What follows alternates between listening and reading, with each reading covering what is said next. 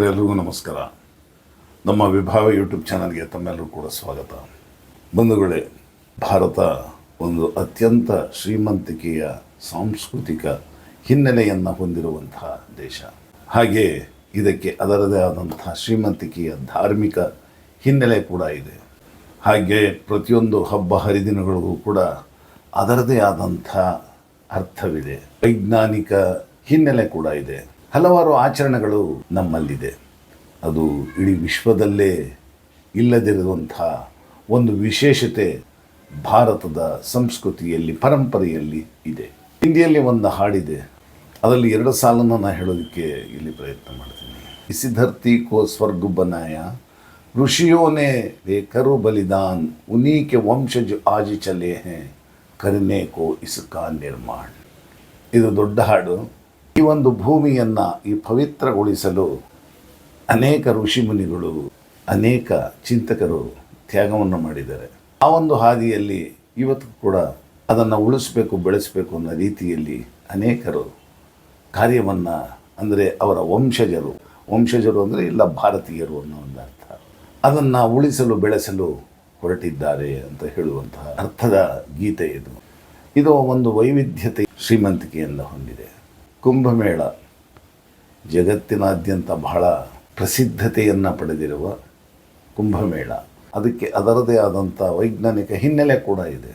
ಈ ಒಂದು ಕುಂಭಮೇಳವನ್ನು ಬಹಳ ವಿಜೃಂಭಣೆಯಿಂದ ಆಚರಿಸಲಾಗ್ತಾ ಇದೆ. ಇದಕ್ಕೆ ಸಂಬಂಧಿಸಿದಂತೆ ಒಂದಷ್ಟು ಸಂಕ್ಷಿಪ್ತವಾಗಿ 1-2 ವಿಷಯಗಳನ್ನು ಹೇಳೋದಕ್ಕೆ ನಾನು ಪ್ರಯತ್ನ ಮಾಡಿದ್ದೇನೆ.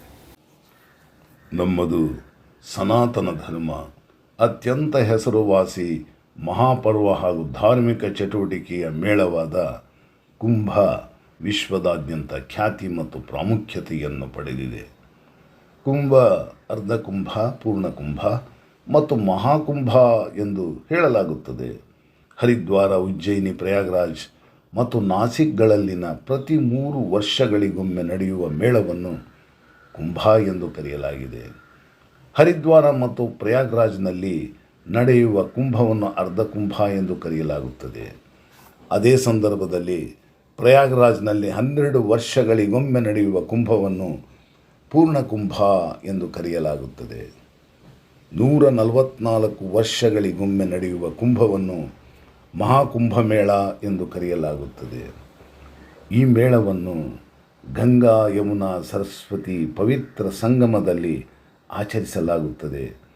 ಭಕ್ತರು ಪವಿತ್ರ ನೀರಿನಲ್ಲಿ ಸ್ನಾನ ಮಾಡಲು, ಜಪ ಮಾಡಲು, ಪ್ರಾರ್ಥಿಸಲು ಸೇರುತ್ತಾರೆ. ಇದೊಂದು ಪಾಪನಾಶಕ್ಕೆ ಹಾದಿ, ಮುಕ್ತಿಗೆ ದಾರಿ ಎನ್ನುವ ಬಲವಾದ ನಂಬಿಕೆ ಇದೆ.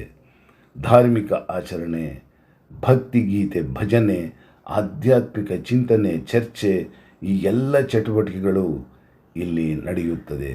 ಈ ಸಂದರ್ಭದಲ್ಲಿ ಆಹಾರ ವ್ಯವಸ್ಥೆಯನ್ನು ಕೂಡ ಮಾಡಲಾಗಿರುತ್ತದೆ.